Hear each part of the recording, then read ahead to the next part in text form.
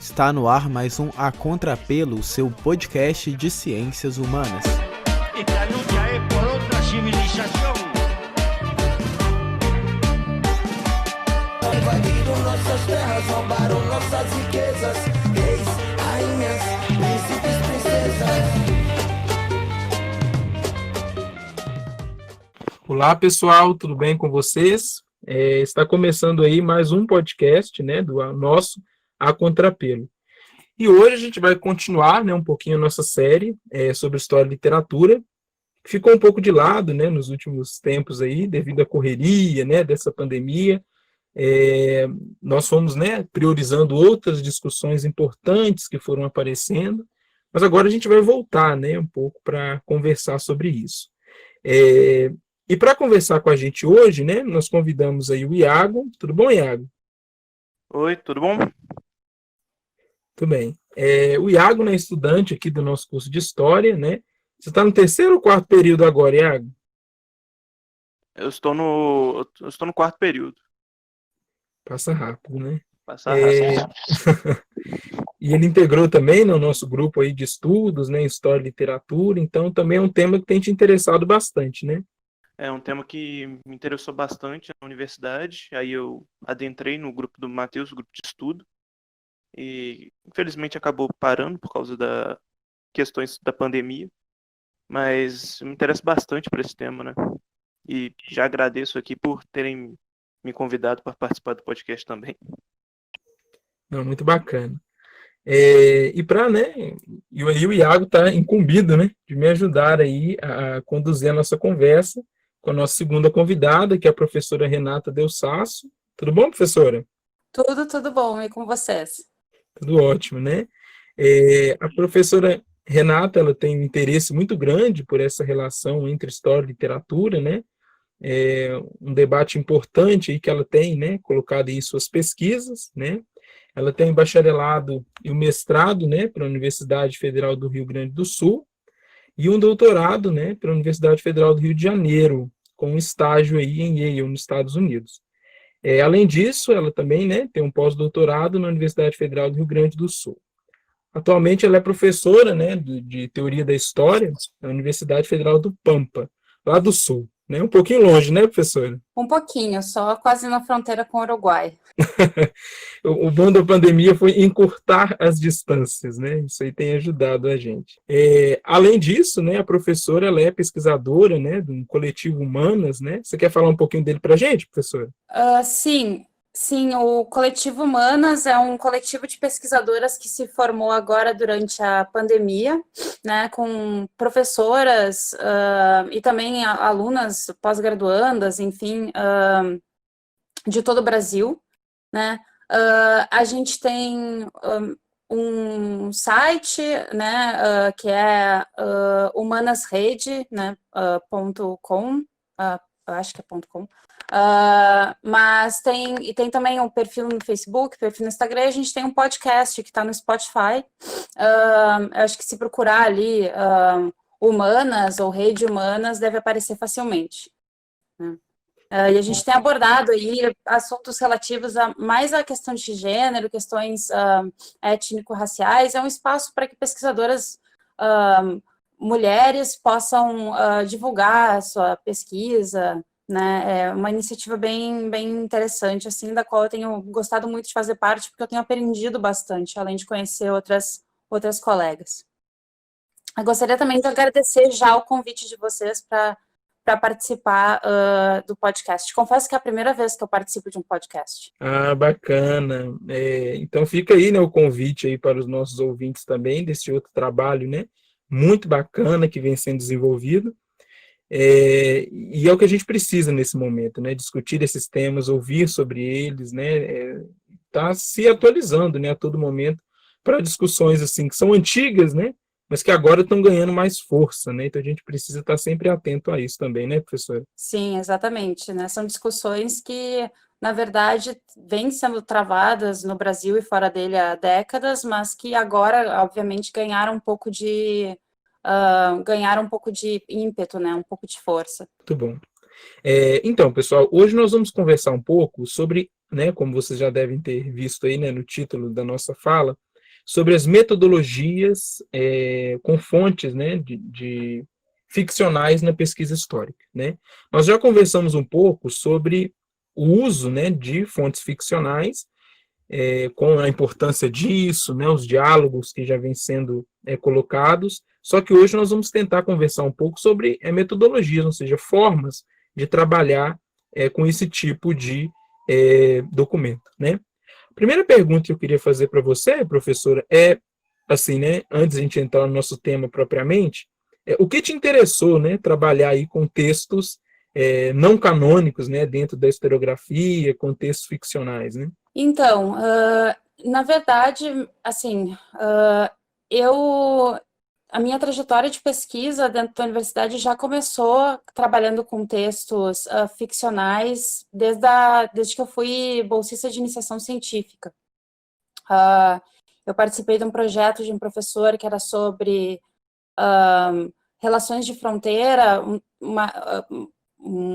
sob uma perspectiva comparativa, na verdade, era a fronteira do Prata e a fronteira do norte do México, ali nos Estados Unidos. E eu, por, enfim, questões da minha trajetória pessoal, tive contato com, enfim, sou fluente em inglês, tive contato com a história dos Estados Unidos e me interessei por esse projeto, né? O que é engraçado é que o professor que me convidou para participar do projeto, lá da Federal do Rio Grande do Sul, o professor Guazelli, queria que eu trabalhasse com histórias em quadrinhos ou filmes, e eu sugeri, da minha própria vontade, trabalhar com romance, porque eu sempre gostei, eu sempre li muita ficção, desde criança, né? Então, eu fui trabalhar com textos, digamos assim, não canônicos dentro da historiografia, mas textos canônicos da literatura, né? A minha dissertação de mestrado, um dos autores que eu estudo é José de Alencar, não existe mais canônico do que isso, né? E o que me chamou a atenção para trabalhar com esse período específico, principalmente do século XIX, é que é um período não só em que a ideia de literatura está se formando, literatura tal como a gente entende hoje, né? E também a própria história estava se constituindo enquanto uma disciplina. Esses dois processos, eles têm relação. E é isso mais ou menos o que eu mais ou menos estudo até hoje. Então, muito bacana, né, professor, essa sua trajetória, e é legal que muitos, né, alunos de história mesmo, né, e das letras, assim, começam se interessando, né, por questões ficcionais, né, a gente vê muitos alunos que, eu entrei no curso de história para saber sobre mitologia, sobre outros aspectos, assim, né, que não são propriamente comprováveis, né, dentro da historiografia, mas que desperta muito interesse nas pessoas, e isso é muito bacana também, né? Sim, isso, todo mundo tem uma história diferente de por que foi estudar história. Eu acho que um dos motivos pelos quais eu acabei na história foi justamente porque eu lia bastante, inclusive, romances históricos, ou que pelo menos se passassem em outros contextos, né? Então isso tem a ver, sim, com o meu interesse lá, quando eu fui fazer o vestibular, né? É muito bacana. Então vamos, né, adentrar um pouquinho aí na nossa conversa de hoje, né, que é pensar um pouco essas metodologias. A primeira pergunta que eu queria fazer para você é se dentro da historiografia hoje, né, como que tem se dado, né, essa discussão de o texto literário, ele é tratado, né, dentro dessa pesquisa enquanto um texto ficcional, um texto específico, diferente, ou como uma fonte de pesquisa. Isso tem me deixado uma pulguinha atrás da orelha, né? Porque a gente tem algumas definições bem específicas, assim, né, do que seja fonte, apesar de que a história dos análises, ela abre possibilidades, mas também não escancara, né? Não é assim também. Então, existem limites, né? E aí eu fico pensando nessa relação de trabalho com texto, né? Se ele é entendido como algo de menos valor, né, histórico, vamos dizer assim, porque, querendo ou não, ele assume, né, de imediato que ele é um texto mentiroso, que ele é ficcional, né? Como tem sido esse trabalho, né, com esse tipo de texto? Então, eu sou vinculada à área de teoria da história, e quando eu fui trabalhar com esse texto, é meio curioso que o meu trabalho não tem a ver necessariamente com, assim, encarar o texto literário como uma fonte para como as pessoas viviam em determinado período, etc. Mas sim, né, porque nenhum texto literário, ele pode ser encarado como um reflexo, aliás, nenhuma fonte deve ser tomada assim, isso aqui é um reflexo automático da realidade. Toda fonte histórica, né, pode ser uma ata de uma reunião de clube, ela tem uma intencionalidade por trás, né. Então, se vai trabalhar com literatura, se vai trabalhar com literatura, tem que se ter o mesmo cuidado, evidentemente, né, por mais que seja um texto dito ficcional. Ou por mais que seja um texto de fato ficcional, né? A questão é, então a gente não vai ir ler, como é que eu posso dizer, dar um exemplo, lá, Dom Casmurro, né, que é um texto, que é o seu próprio, a moral do enredo é ser dúbio, né, como se aquilo ali fosse verdade, como se realmente as pessoas vivessem daquela forma e aquilo ali fosse, né, enfim, um reflexo automático da realidade, não é por aí, né.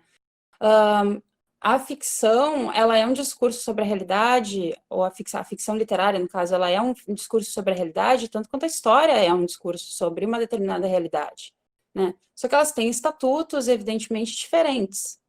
A gente pode trabalhar, né, com romances, pensando que muitas vezes, principalmente no caso do romance histórico, e eu sei que esse é o próximo, né, episódio, sem querer entregar, mas o próprio romance histórico, os próprios romances refletem as relações que as pessoas que escreveram esses, né, que escrevem e leem esses romances, têm com o seu passado, a sua realidade, a sua história, né? Então, não é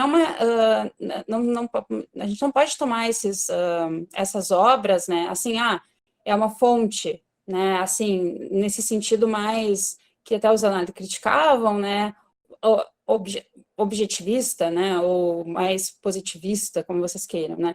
Não, é um texto, é uma fonte tão problemática quanto as outras, né. É até complicado e meio estranho, inclusive, chamar de fonte, né, embora a gente faça isso. Se vocês forem pegar um dos meus projetos de pesquisa, os romances com os quais eu trabalho são as minhas fontes, porque são os textos que eu analiso, né.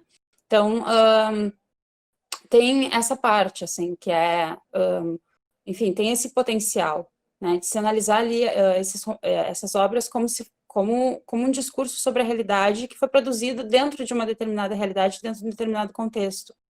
Uma outra forma de se trabalhar com textos de literatos, né, é estudar assim, muito mais do que estudar a obra em si, o texto, né, são estudar os contextos. Então, como e por que uma obra literária é publicada, como e por que uma obra literária tem sucesso, né, ou como uma obra literária fracassa. Esse é um dos meus assuntos que eu mais gosto, assim, tipo, por que um livro não emplacou, né, por que ele foi esquecido, ou por que ele é silenciado, ou por que ele não vendeu, né, num determinado período, ou depois foi recuperado em outro. São questões sempre interessantes e que têm a ver com, enfim, tem a ver com história, né, evidentemente. Então, seria mais por aí. Eu também não diria, assim, que textos ficcionais, eles são mentirosos, né, eles podem ser sobre pessoas e acontecimentos e muitas vezes lugares que não têm um referente na realidade, né, a gente não tem como verificar ali que aquelas pessoas existiram, tal como na história a gente tem, né, assim, escreve uma narrativa historiográfica sobre um determinado indivíduo, tu vai no arquivo, tu vai encontrar ali evidência de que essa pessoa existiu. Na literatura não ocorre a mesma coisa, mas isso não significa que as pessoas quando elas escrevem ficção, elas estejam mentindo, né. Ontem à noite eu terminei um romance que se chama Tudo se Despedaça, do Chinua Achebe, que é um escritor nigeriano, e foi uma das coisas mais verdadeiras que eu já li, do sentido de conter uma verdade sobre, enfim, inclusive um determinado período histórico, né, que é o da colonização europeia no continente africano. Então, tem o que a gente pode entrar numa discussão muito filosófica aqui sobre o que é verdade, mas a ficção não necessariamente mente, né? Ela pode inclusive ser sobre a mentira, mas seria mais ou menos por aí. É um discurso que é diferente do historiador, é um discurso que se desenvolveu na forma como a gente conhece ele, paralelo à formação da disciplina histórica. A história, inclusive, se divorciou da literatura, a gente pode dizer assim. Se vocês quiserem falar mais sobre isso mais adiante, eu posso falar também, mas enfim, é mais ou menos por aí. Não, muito bacana e preciosa essa sua fala, né? Eu parti dessa ideia, né, do texto mentiroso justamente no sentido provocativo mesmo, né? Porque é o que nós, né, enquanto pesquisadores dessa área, sofremos, né? Assim, os ataques, né, que vêm dos outros campos, né, da historiografia. E é interessante, Sim. né, que nós temos um autor que contribui muito para a área, né, da literatura, que é o Iser, que ele vai falar da questão da encenação, né? O autor, quando ele vai escrever alguma coisa, ele não está fugindo do mundo, né? Ele está encenando coisas que ele está vivendo. Então é muito interessante esse tipo de perspectiva, né? Porque é a partir daí que nós podemos também chegar nessa realidade, nesse contexto, como você bem colocou, né? Sim, é por aí. A gente pode, a partir da literatura, a gente pode saber coisas a respeito de uma determinada época, né? Seja porque as pessoas, não porque aquilo que está escrito ali seja, né, um referente, mas porque diz respeito a um contexto específico, né? Diz respeito a uma série de coisas. A relação que as pessoas tinham com o tempo, a relação que as pessoas tinham com a história, com o passado, com determinados acontecimentos, muitas vezes traumáticos. A ficção do século XX e do início do século XXI, ela é muito rica nesse sentido. Então é por aí, sim. Muito bacana. E, Renata, a gente tem um problema assim, né? Nós pesquisadores, assim, de maneira geral, que trabalham, né, entre áreas, né? A gente tem uma certa dificuldade porque você não está nem lá nem cá, né? Você está nesse meio termo. E isso é muito interessante porque, né, na sua formação permite que você veja, né, pelos dois pontos.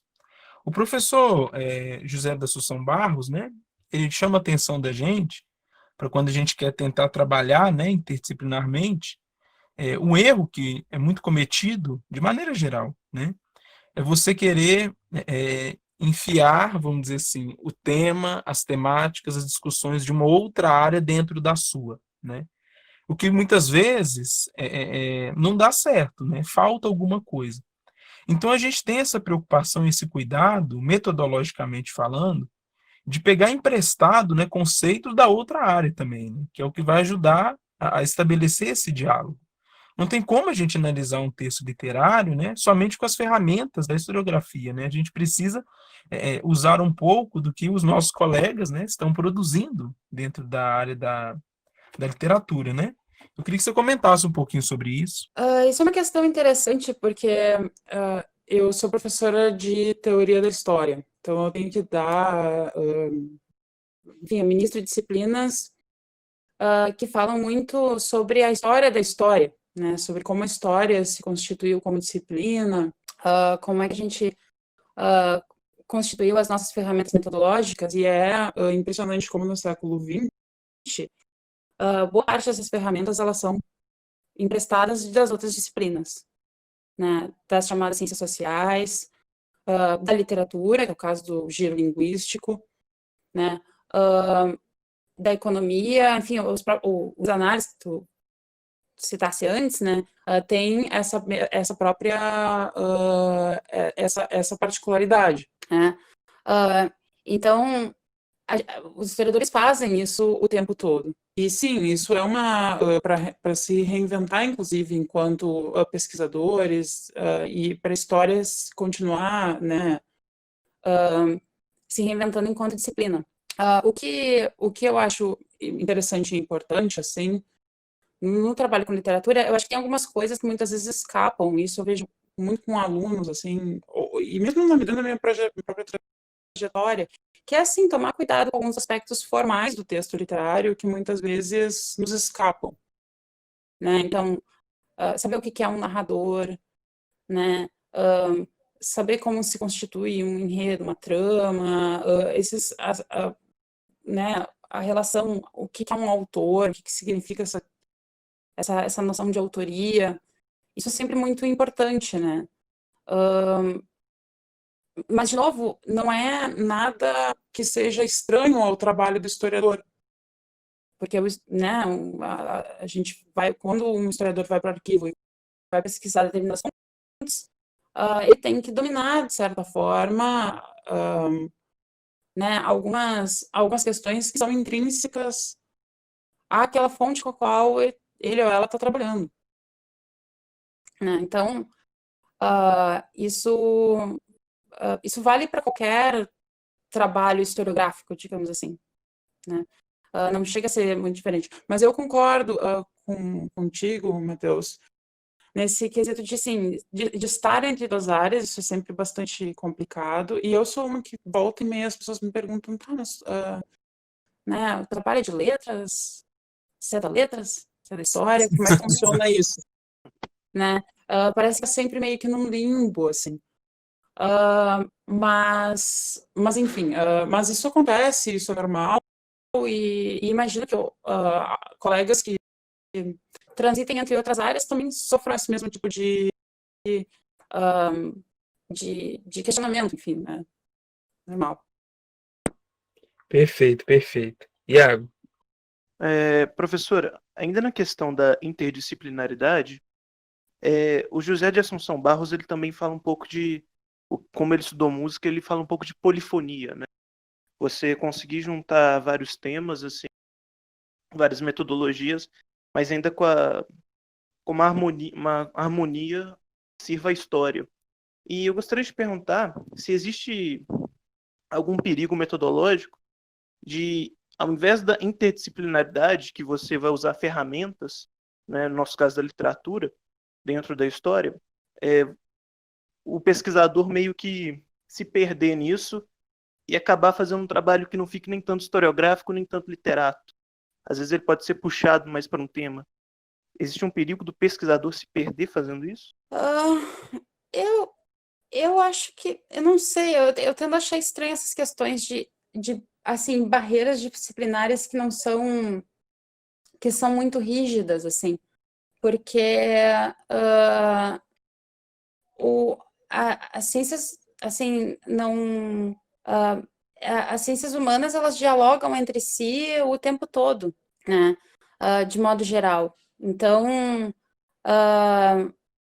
o trabalho, bom, a não ser que ele se proponha a ser um trabalho de história e de repente apareça, né, enquanto algo muito evidentemente, né, não, eu não vejo tanto perigo assim,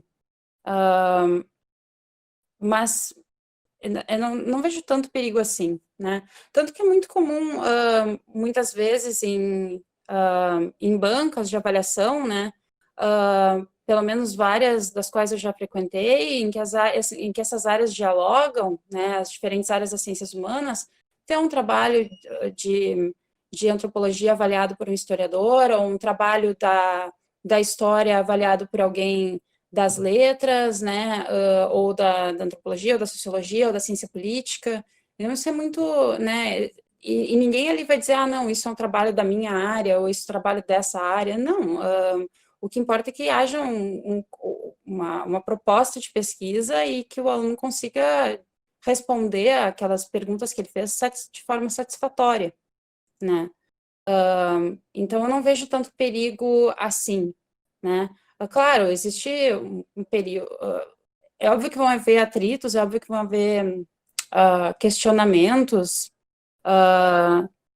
de como proceder, digamos, metodologicamente, mas isso existe internamente dentro de cada disciplina. Então, a questão é se o trabalho está bem feito ou não, né? Bem mais do que, isso é um trabalho disso ou isso é um trabalho daquilo.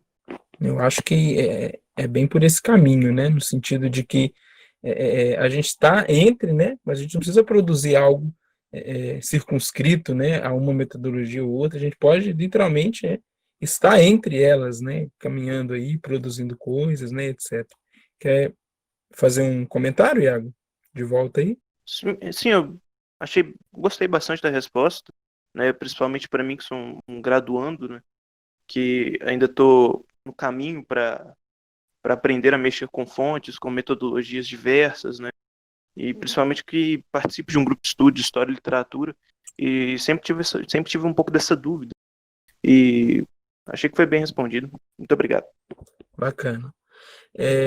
Professora, eu queria, né, poder, avançando mais um pouquinho, pensar assim, o historiador, né, que trabalha com esse tipo de fonte, ele tem que tomar, né, como você bem colocou aí, um certo cuidado, né, com esse trabalho, né?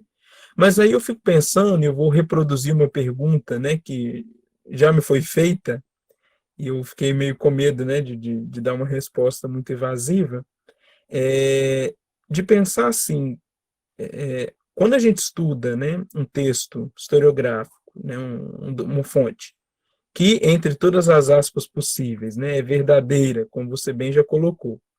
Quando a gente estuda um texto literário, né, ficcional, a pergunta que chega para a gente né, qual que é a necessidade da gente estar estudando esse tipo de texto?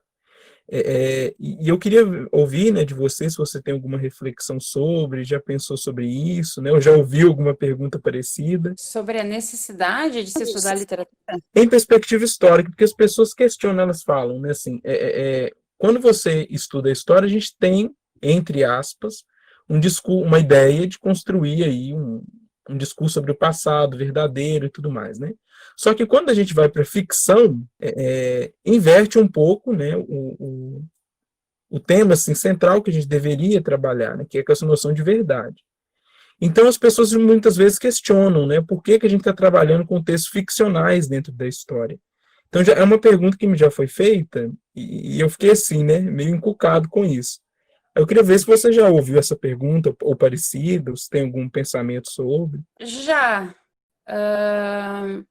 mas não sei se necessariamente assim, qual a necessidade de estudar literatura.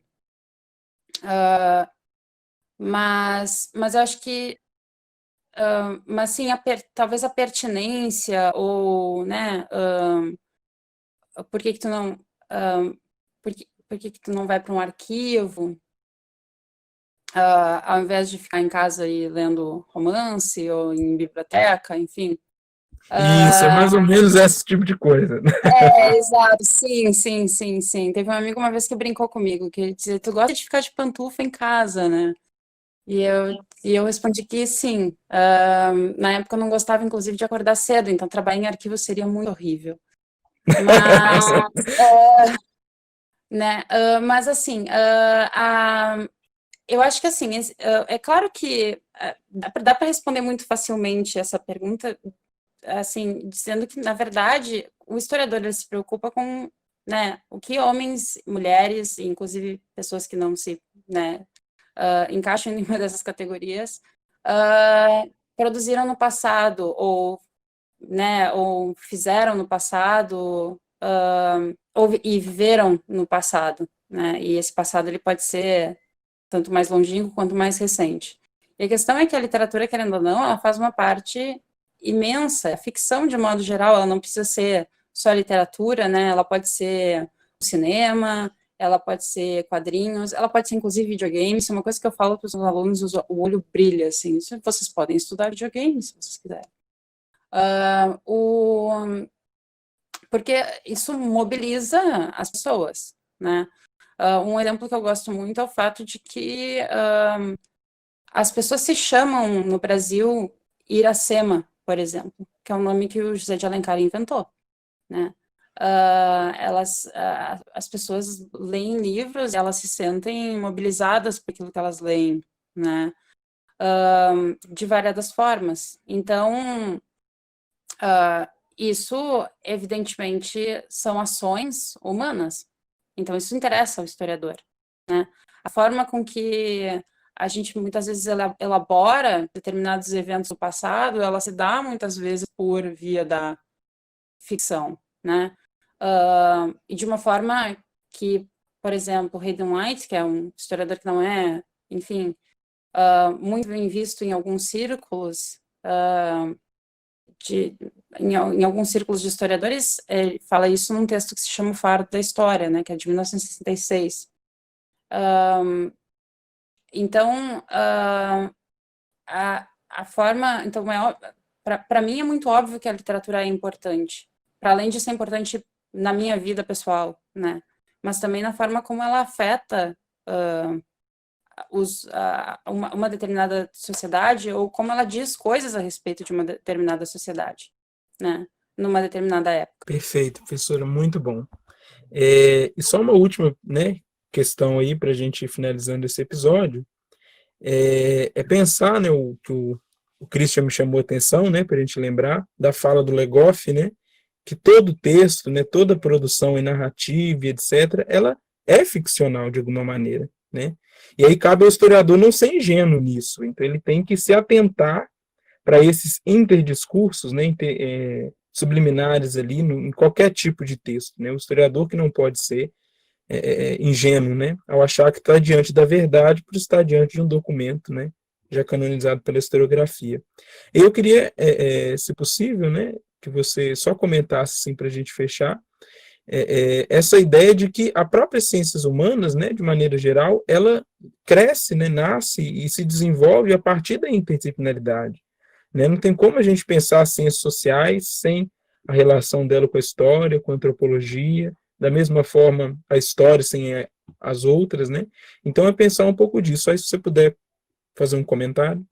Sim, isso é uma coisa que muitas vezes nós historiadores, né, historiadoras, a gente tende a esquecer, e muitas vezes a gente diz e causa surpresa nos alunos que a história, ela era, né, quando ela surgiu, ela não era essa história que a gente faz hoje na universidade, e ela era um gênero literário, retórico, né? Fazia parte das belas letras, é por isso que a gente tem uma musa grega, né? Não é porque a gente necessariamente era uma ciência, né? A história não era necessariamente uma ciência. E sim, ela se desenvolve a partir da relação, e muitas vezes uma relação de apropriação e de rechaço das outras áreas, né? Então, por um lado, ali no século XIX, se decidiu, ok, a história não é literatura, mas ao mesmo tempo foi depois se apropriando de outras metodologias de outras disciplinas, né? Então, as ciências sociais têm muito disso, né? Um exemplo que a gente pode recorrer a isso é que existe uma instituição no Brasil no século XIX que instituiu a maior parte da estrutura, inclusive a forma com que a gente divide a história do Brasil no século XIX, e que era o Instituto Histórico Geográfico Brasileiro, em que essas fronteiras elas não estão dadas, né? Tanto que, assim, aqueles poetas que a gente lê na escola, né, ou pelo menos que eu lia no meu tempo, Gonçalves Dias, Gonçalves de Magalhães, né, ou romancistas como Joaquim Manuel de Macedo, essas pessoas, eles eram professores de história também, no Colégio Pedro II, né, no Rio de Janeiro. Então, ou é muito comum encontrar figuras que que escrevem livros de história, né, no século XIX, e que escrevem também romances históricos. Então, não existe uma divisão clara, né, das disciplinas, e tampouco, depois que elas quando elas vão para o reduto universitário, é que elas passam a se distinguir, mas aí por questões também de política institucional. Precisa dividir, né, e por questões, bom, de política e relação interpessoal mesmo, né? Então, embora muitas vezes esse contato continue existindo. Então, não... e essas trocas são sempre fascinantes, né? essas apropriações, elas são sempre muito interessantes de estudar também. É mais ou menos por aí. Perfeito, muito bom, professora. Infelizmente, né, o nosso tempo já vai encerrando aí. Iago, gostaria de deixar uma mensagem final aí, algum comentário? Eu achei que foi muito enriquecedor para a gente que estuda as relações entre história e literatura. Para mim, pessoalmente, também foi uma oportunidade muito enriquecedora, né? De entrar nesse campo, de entrar com uma pessoa que já estuda esse campo, trabalha dentro dele há um bom tempo, então sempre bom. E agradecer a oportunidade mais uma vez, né, de estar aqui, agradecer a professora, agradecer a todos aqui, né? Então, isso. Muito bom, muito bom. A gente gostaria, né, também de agradecer muito aí, né, a professora Renata por ter se disposto, né, vir conversar conosco, deixar uma mensagem final, professora. Sim, gostaria de agradecer o convite de vocês. Acho essa iniciativa de discutir interdisciplinaridade e relações entre história e literatura são possibilidades, enfim, é uma iniciativa muito boa e tem possibilidades sempre muito profícuas de diálogo, né? E foi um prazer conhecer vocês também e participar e contribuir para o podcast de vocês. Acho uma iniciativa excelente, assim, né? A universidade ela tem que falar mais com o público, de fato, né? Então, muito obrigada pela oportunidade. É isso daí, muito bacana. Pessoal, então a gente vai ficando por aqui, né? Nós vamos gravar um segundo episódio ainda, né, com a professora. A gente vai falar sobre o romance histórico, né? Que aí é um gênero que está próximo da gente, né? Mas aí vamos dar uma conversada sobre ele, tá bom? Nos encontramos aí no próximo episódio. Até mais.